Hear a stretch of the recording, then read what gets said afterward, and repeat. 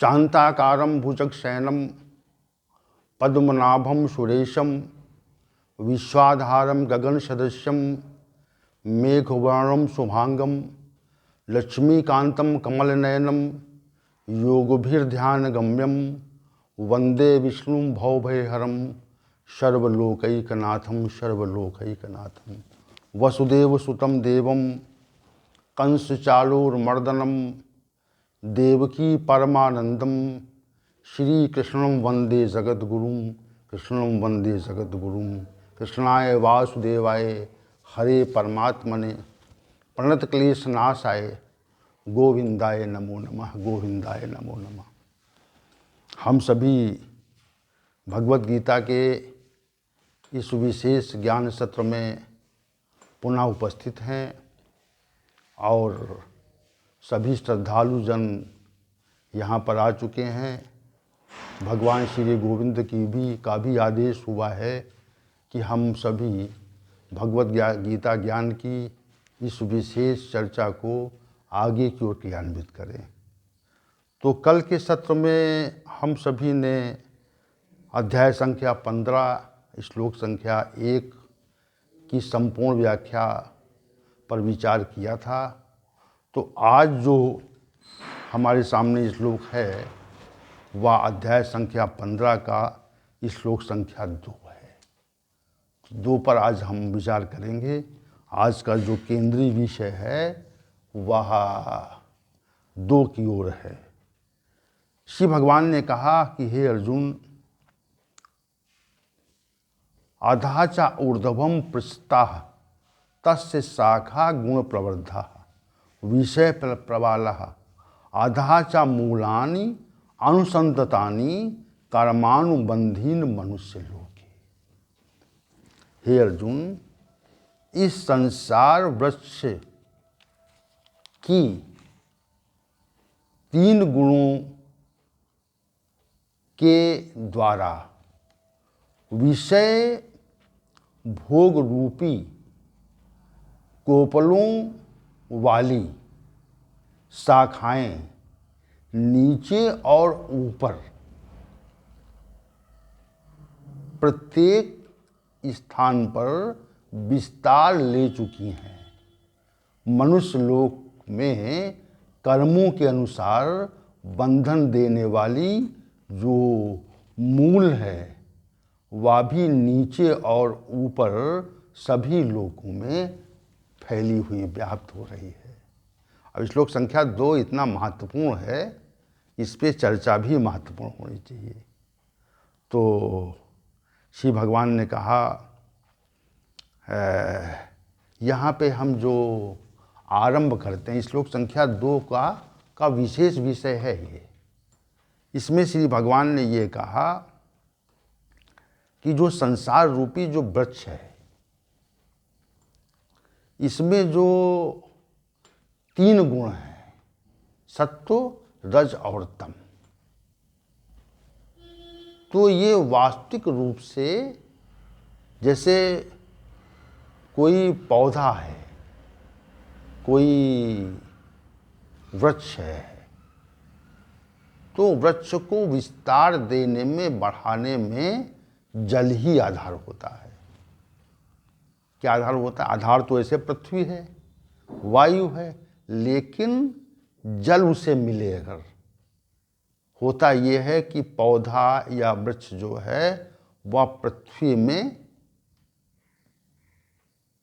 उसका मूल है। तो पृथ्वी में जब उसका मूल है तो वह अपने मूल से पृथ्वी में उपस्थित जो जल है उसको सोखता है। या बाहर से वर्षा होती है या हम सभी जल दे देते हैं। जैसे देखा होगा कि पौधों में जल देते हैं ना, तो पौधों में जल देने पर पौधा विकसित होता है। और कभी कभी ऐसा होता है कि हम जल नहीं दे पाते हैं किसी कारणवश, तो पौधा सूख जाता है। तो जल जो है वो पौधे की वृद्धि में आधार है। यहाँ पर जो संसार रूपी जो वृक्ष है इसमें जल क्या है, ये इसका विशेष प्रसंग यहाँ पे है। आप देखिए, आप ध्यान दीजिए आप कि इसमें जल क्या है। जैसे पौधे या वृक्ष के विकास में जो जल है वह आधार है। जल के अभाव में पौधा सूखता है, लेकिन संसार रूपी जो वृक्ष है, हमने जिसकी संकल्पना की है, जो वास्तविकता में है, उस संसार रूपी वृक्ष में जल क्या है, ये पहली बात है। जो गुण प्रवृद्धा नामक पद से श्री भगवान यहाँ पे स्पष्ट कर रहे हैं। गुण प्रवृद्धा, तो गुण जो है जल है, गुण जो है सत्व, रज और तम, ये जो 3 गुण हैं, ये संसार रूपी वृक्ष में जल का कार्य करते हैं। समझिए इस चीज़ को आप, संसार रूपी वृक्ष में जल का कार्य करते हैं ये। तो यहाँ पे जो गुण प्रबद्धा श्री भगवान ने प्रयुक्त किया था, वह इसीलिए प्रयुक्त किया यहाँ पे कि गुणों से बढ़ी हुई है, उसी प्रकार बढ़ी हुई है जैसे संसार में वृक्ष जब बढ़ते हैं तो उनमें जल आधार होता है। जल के स्वरूप में यहाँ पर जो गुण हैं, 3 गुण हैं, सत्व गुण है और रज गुण है, तम गुण है, ये 3 प्रकार का जल है। ये विशेष बात है जो गुण प्रवृद्धा नामक विषय पद से यहाँ पे स्पष्ट की है। अब आगे बढ़िए आप, श्री भगवान ने एक पद यहाँ पे प्रयोग किया है, विषय प्रवाला। तो इसमें जो जैसे वृक्ष में कोपलें होती हैं और कोपलों के बाद में जो पत्ता आगे बढ़ता है, दिखाया ना, पहले जो है किसी वृक्ष में पत्ता विकसित होने के पहले कोपलें निकलती हैं छोटी छोटी, वो कोपल कहते हैं। जो आरंभिक जो प्रकार होता है उसका, पत्ते का आरंभिक स्वरूप जो होता है उसको कोपल कहते हैं। तो पहले क्या होता है, पहले पत्ते के स्थान पर कोपलें निकलती हैं और कोपलें जो है विकसित होकर के पत्ते का स्वरूप ले लेती हैं। जैसे किसी वृक्ष को आप देखें, जैसे नीम के वृक्ष को आप देखें, तो नीम के वृक्ष में पहले उसमें पत्ते जो हैं उसके स्थान पर कोपलें निकलेंगी, छोटी छोटी सी कोपलें होती हैं और छोटी छोटी सी कोपलें होती हैं तो वो धीरे धीरे बढ़ते बढ़ते पूर्ण पत्ते का आकार ले लेती हैं। यहाँ पर जो विषय प्रवाला पद प्रयुक्त किया गया है, तो विषय प्रवाला पद इसलिए प्रयुक्त किया गया है कि इसमें जो है विषयों, संसार में जो विषय हैं, शब्द, रूप, रस, स्पर्श और गंध, ये जो 5 विषय हैं जिनसे मनुष्य को क्षणिक आनंद की अनुभूति होती है,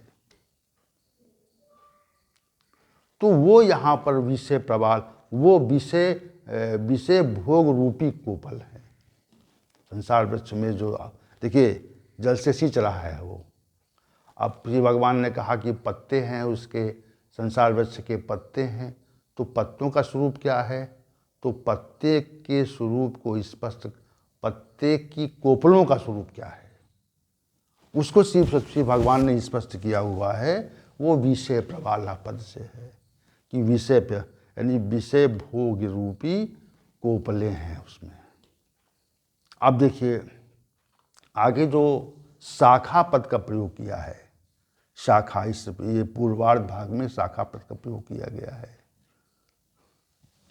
तो जितनी भी योनियां इस संसार में हैं, इस जगत में, चूँकि श्रीमद् भागवत में योनियों के संबंध में वर्णन आता है कि अनेक, जैसे हम इस जगत में देखते हैं कि पशु है, पक्षी है, कीड़े हैं और जितनी भी योनियां मतलब हैं, कुछ तो संसार में प्रतीत होती हैं हमें और कुछ संसार में हमको प्रतीत नहीं होती। से भूत प्रेत योनि है, देव योनि है, यक्ष राक्षस योनि है, किम पुरुष योनि है। तो ये सब योनियाँ, देव योनि है, राक्षस योनि है, दैत्य योनि है, और जो समग्र व्यवस्था है जो संभालते हैं लोग। तो ये जो अलग अलग पृथक पृथक योनियाँ आपको दिख रही हैं यहाँ पे संसार में, और जो नहीं दिख रही हैं, तो वो शाखा के रूप में श्री भगवान ने कहा शाखा है। और कहा कि अधाचा ऊर्ध्वम, वो नीचे और ऊपर, नीचे और ऊपर पृष्ठतः वो विस्तार ले रही हैं। देखिए, संसार वृक्ष को अब श्री भगवान वर्णित करना चाह रहे हैं, उसके स्वरूप को परिभाषित करना चाह रहे हैं। उसके स्वरूप को परिभाषित करने के लिए श्री भगवान ने इस श्लोक संख्या 2 को विशेष रूप से प्रस्तुत किया है और कहा कि जो नीचे और ऊपर, अधा च ऊर्ध्वम पृष्ठा, नीचे भी फैली हुई है और ऊपर भी फैली हुई है। देखिए, मृत्यु के पश्चात हमको कहीं जाना पड़ता है, ये निश्चित बात है कि मृत्यु के उपरांत हमको कहीं जाना पड़ता है। कहाँ जाना पड़ता है, ये प्रश्न अगर आपसे करें कहाँ जाना पड़ता है,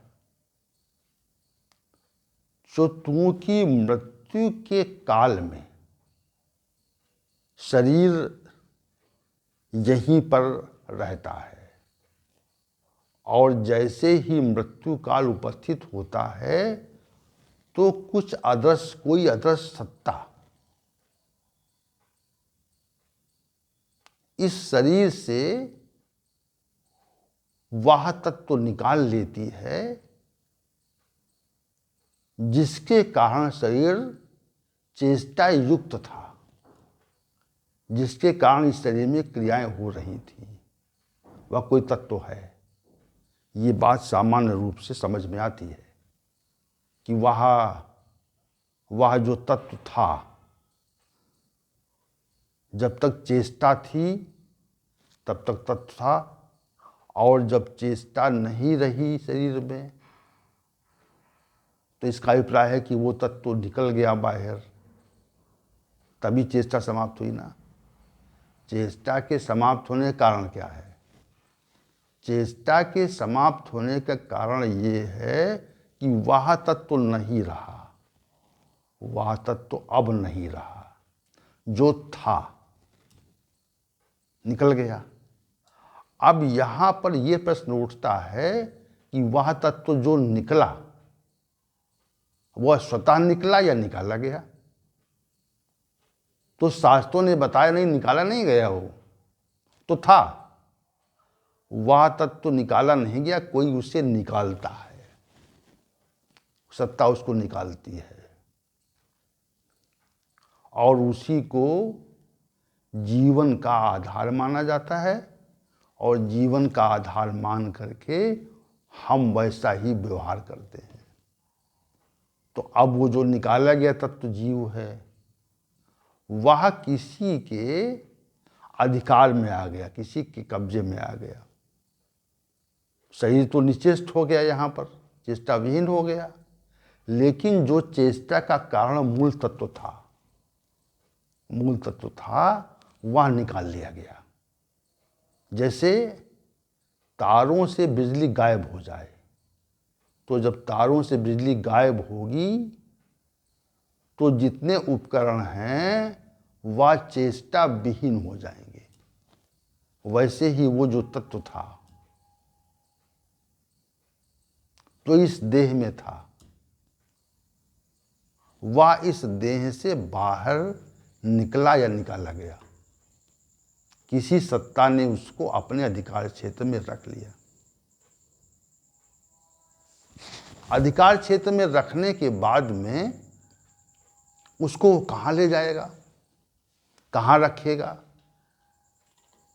तो ये भी हम नहीं जानते कि वो जाता कहाँ है। तो इसका जो उत्तर है, ये जो प्रश्न हम खड़ा कर रहे हैं कि इसका क्या उत्तर है, कि कहाँ कहाँ चला गया। वो जो हमें दिख रहा था, जो तत्व निकाला गया है, निकालने की बात को तार्किक रूप से हम समझ रहे हैं, लेकिन जो तत्व निकाला गया है वह आखिर जाएगा कहाँ, किसके अधिकार में रहेगा? तो इसका उत्तर हमारे पास नहीं है। इसका उत्तर केवल शास्त्रों के पास है। जो कहा जाता है, तो कहा यमलोक जाता है या देवलोक जाता है, जो भी जैसा भी जैसा उसका कर्म होता है उसी अनुसार जाता है। तो गया, तो जहां भी गया वहां भी तो कोई लोक है। जैसे पृथ्वी लोक, वहां भी तो कोई लोक है। तो ये जितने भी लोक हैं, ये जो बात हमने कही जीवात्मा वाली प्रकट की है, वह ये समझाने के लिए प्रकट की है कि इस संसार में अन्य लोक भी हैं जिनका शास्त्रों में वर्णन आता है। अब यहाँ पर श्री भगवान कह रहे हैं अधाचा ऊर्ध्वम प्रस्था, नीचे और ऊपर सर्वत्र विस्तार लिए हुए हैं। और विस्तार सर्वत्र है। इस जो ये संसार वृक्ष है, इसका विस्तार ऊपर भी है और नीचे भी है, संपूर्ण ब्रह्मांड में है। ये बात कैसे हम कहें कि एक कोई पेड़ है तो उसके विस्तार की सीमा है, वो दिखता है कि यहाँ तक विस्तार इसका है, लेकिन संसार रूपी वृक्ष की विशेष बात यह है कि वह हमें दिखता नहीं, दिख नहीं रहा है। और संसार वृक्ष फैला हुआ दिख नहीं रहा है। संसार वृक्ष फैला हुआ है, लेकिन हमको प्रतीत कहाँ हो रहा है? वो अप्रतीत है, वो दिख नहीं रहा, लेकिन संसार वृक्ष है। और दिख न रहने पर भी हम उस संसार वृक्ष की स्थिति अच्छी प्रकार से है। तो जो समस्त जितने भी लोक हैं, लोक लोकांतर हैं, वह लोक लोकांतर संसार रूपी वृक्ष की का ही एक भाग है, एक स्वरूप है। ये कहे हम संसार रूपी वृक्ष का ही स्वरूप है, अन्य कुछ नहीं यहाँ पे। तो श्री भगवान कह रहे हैं कि ये जो तमाम प्रकार के लोक हैं, तमाम प्रकार के जो जीव जंतु हैं, योनियाँ हैं, शाखा पद से इसका प्रयोग किया है, वह सर्वत्र विस्तार सर्वत्र फैली हुई हैं। और श्री भगवान ने आगे कहा कि मनुष्य लोके कर्मानुबंधीन, कर्मानुबंधीनी, मनुष्य लोक में जो बंधन है वह कर्मों के अनुसार है। मनुष्य लोक, इस जगत में जो बंधन है क्यों है? वह कर्मों के आधार पर, मनुष्य लोके कर्मानुबंधीन, मनुष्य लोक में कर्मों के अनुसार इसमें बंधन है, वैसे बंधन नहीं है। अगर कर्म करना और उसके परिणाम को प्राप्त करना, कर्म का परिणाम स्वतः मिलता है, शुभ अशुभ शुभाशुभ तीनों प्रकार के कर्मों का जो परिणाम है स्वतः मिलता है। और जो स्वतः परिणाम मिलता है यही हमारी बंधन का कारण है। तो श्री भगवान ने कहा मनुष्य लोके कर्मानुबंधीन, मनुष्य लोक में कर्मों के अनुसार बंधन देने वाली मूलानी, मूल, अधाचा ऊर्ध्वम अनुसंततानि, ऊपर नीचे और ऊपर समस्त जितने भी लोक हैं उनमें वो विस्तार ले रही है। क्या कर रही है? मनुष्य लोक में तो कर्मों के अनुसार बंधन देती है, यहाँ पर जो मूलानी पद है वह विशेष तथ्य है कि कर्मों के अनुसार, कर्मों में बंधन कैसे होता है, कर्मों से बंधन कैसे होता है और कैसे छूटता है, कर्मों का जो बंधन है वह कैसे होता है और कैसे उसकी विलगता होती है। तो कर्मों में बंधन तब तक रहता है जब तक हम कर्म के फल का आश्रय रखते हैं, कर्म के फल के आश्रय तक हमारा कर्म बंधन है, और कर्म के फल का आश्रय का परित्याग कर देने से कर्म बंधन का हेतु नहीं होते। और होता क्या है, कोई कर्म हमने किया तो उसके पीछे उसका हेतु क्या है, कारण क्या है। तो आप जब हेतु के बारे में विचार करेंगे, कारण विचार करेंगे, तो ये पाएंगे कि उसके पीछे जो है वह हमारा स्वार्थ है, अपना भला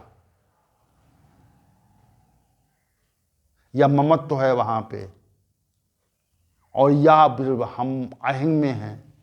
दो बातें हैं, एक तो ममत्व तो है संसार से, और दूसरा जो कर्म है वह वास्तविकता के बोध न होने का कारण। ऐसे हमको कोई बहुत बड़ा पद मिल जाए तो हम में अहम आ जाता है, स्वतः आता है, और जो कुछ हमारे पास होता है उसके प्रति ममत्व का भाव रहता है, ममता रहती है।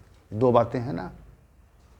तो यहाँ पर जो अहंकार है और यहाँ पर जो हमारा स्नेह अनुराग है, इसको ममत्व के रूप में परिभाषित करते हैं हम लोग, वही तो कर्म बंधन देता है। कर्म बंधन क्या देता है, कर्म बंधन वही दे रहा है यहाँ पे कि हमारा जो अहंकार है, अहम है, वह बंधन दे रहा है। अहम के अंतर्गत जो भी कर्म हमारे द्वारा संपादित होते हैं वे बंधन का कारण है। दूसरे जो ममत्व वाला भाव है, जो हमारा जो है, जहाँ पर ममता हमारी है वहाँ पर जो है हमें बंधन है।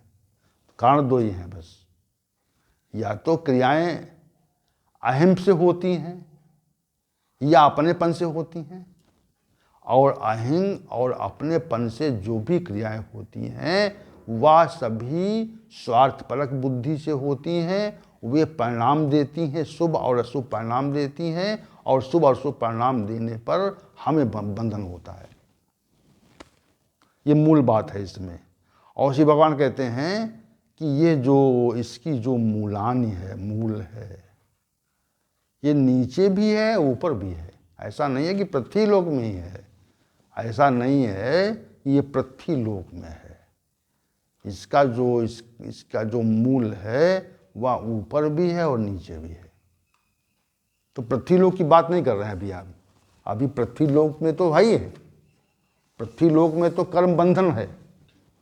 कर्म बंधन के अनुसार जो ममता और अहंता है उसी कारण कर्म बंधन है, और कर्म बंधन से हम बंधे होते हैं। और श्री भगवान कहते हैं इस मनुष्य लोक में कर्मों के अनुसार बंधन हो जाता है, और ये जो ऐसा जो तथ्य है ये संपूर्ण यही केवल यही पृथ्वी लोक में नहीं है, ये समग्र लोकों में है। ये बहुत बड़ा विस्तार है, इसके विस्तार को समझ पाना यहाँ पर मुश्किल है।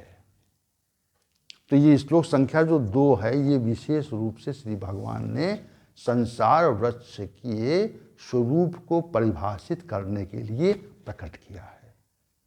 अब इसके स्वरूप को हम समझेंगे तो ये जो कहेंगे कि संसार रूपी वृक्ष जो है वह त्रिगुण रूपी जल से सिंच रहा है। उसका जो मतलब उसमें जो जल मिल रहा है वो त्रिगुणों का जल है, और इसमें जो इसके पत्तों में जो कोपल है वह विषयों की कोपल है, भोगों की कोपल है। और ये इस प्रकार से जो गुण हैं और विषय हैं वह केवल पृथ्वी लोक में ही नहीं है, सभी योनियों में है, जहाँ शाखा है इसकी। जैसे कोई भी पशु है तो पशु जो है वो अपने भोजन की व्यवस्था करता है। जैसे जंगल में है, जंगल में भोजन और पानी की व्यवस्था हम तो करते नहीं, और उस घनघोर जंगल में असंख्य प्रकार के जीव रहते हैं, और जिन जीवों में बुद्धि नामक तत्व पड़ा हुआ है, जो कि शिव भगवान की अपरा प्रकृति का 7वां अंश है, भाग है, तो वो पड़ा हुआ उसमें है। और उसी बुद्धि का प्रयोग करके ये जो पशु लोग हैं अपने भोजन की व्यवस्था कर लेते हैं। देखिए, वहाँ न तो भोजन देने वाला न कोई लेने वाला, असंख्य जीव हैं वहाँ पे। बड़े बड़े पहाड़ों में भी जीव रहते हैं, वो भी अपनी बुद्धि के अनुसार अपने भोजन की व्यवस्था कर लेते हैं। एक बात। दूसरी बात, ये जो जीव हैं, ये जो पशु पक्षी हैं, ये दिन भर तो कहीं न कहीं संलग्न रहते हैं, लगे रहते हैं भोजन की व्यवस्था करने में, और उसके उपरांत इनको निद्रा आ जाती है, सो जाते हैं, थकान समाप्त करने के लिए सोते हैं। और तीसरी बात ये है कि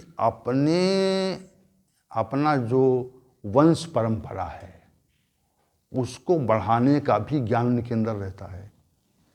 देखिए, भगवान की कितनी बड़ी कितना वो है, मतलब कितना उस तत्व को दिया है उन्होंने, उनके अंदर समझ इस बात की है कि हमको अपना विकास भी तो करना है, कि हम समाप्त हो जाएंगे तो समाप्त हो जाएगा, ऐसा तो नहीं है। तो ये जो वंश परंपरा को बढ़ाने के लिए जो क्रिया है वह भी करते हैं वो लोग। तो यहाँ पर जो यहाँ श्री भगवान कहते हैं कि समस्त लोकों में इसका फैलाव यही नहीं है, समस्त लोकों में देव, मनुष्य और तिर्यक सभी संसार रूपी वृक्ष का जो शाखाएं हैं ये समग्रता से फैली हुई हैं। इसमें कोई ऊपर भी है और नीचे भी है, क्योंकि हम जो संसार में देखते हैं तो उसका परिज्ञान हमको होता है, लेकिन जो चीज़ नहीं देख रहे हैं तो उसका प्रकटीकरण यहाँ पे है।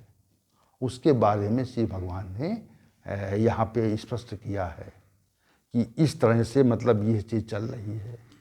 तो संसार रूपी वृक्ष का जो वर्णन जो कर रहे हैं वो विशेष रूप से कर रहे हैं। संसार रूपी वृक्ष क्या है, कैसे वो बढ़ता है, तो कहा कि सत्व और रजतम गुण रूपी जल के द्वारा बढ़ता है वो, और उसकी जो कोपल हैं वह जो हैं वह क्या है, कहने वो विषय भोग रूपी कोपल है, और इसमें जो है सर्वत्र फैला हुआ है, वो एक ही स्थान पे नहीं है बल्कि प्रत्येक स्थान पर उसकी स्थिति है। संपूर्ण ब्रह्मांड को देखेंगे, संपूर्ण ब्रह्मांड को अगर एक वृक्ष मान लें आप, तो कितना विशाल वृक्ष होगा, जिस वृक्ष के बारे में आज तक जो हमारे वैज्ञानिक हैं उसके आद्यंत का पता नहीं लगा पाए। इतना बड़ा विशाल वृक्ष है वह। तो ये है। उसके बाद में बंधन कैसे होता, मनुष्य लोक में बंधन कैसे होता है, तो उन्होंने कहा कि बंधन तो कर्म। देखिए, अन्य योनियों में हमको परमात्मा की अनुभूति करने और मुक्ति प्राप्त करने का अधिकार नहीं है। जब अन्य योनियों में नहीं है तो बंधन तो यहीं से होता है। बंधन कहाँ से होता है? बंधन इसी लोक से होता है। हमारा जो मनुष्य शरीर प्राप्त हुआ है, इसमें जो हमारे द्वारा स्वार्थपरक जो कर्म किए जाते हैं, जिनका परिणाम शुभाशुभ होता है, कभी शुभ होता है कभी अशुभ होता है, उनके अनुसार ही तो बंधन होता है। और ये समाप्त हो जाए तो बंधन का हेतु समाप्त हो जाए, बंधन क्यों हो? तो ये चीज़ यहाँ पे स्पष्ट की, कर्मानुबंधीन मूलानि, और कहा कि ये यही सब सर्वत्र फैली हुई है। अब ये ब्रह्मांड को आप देखें, ब्रह्मांड रूपी जो संसार वृक्ष है, इसकी कल्पना आप मन में करें। कभी अब आप सायंकाल रात्रि में कभी बैठे हैं और और हम सब उसी के एक भाग है, एक हिस्सा हैं हम लोग।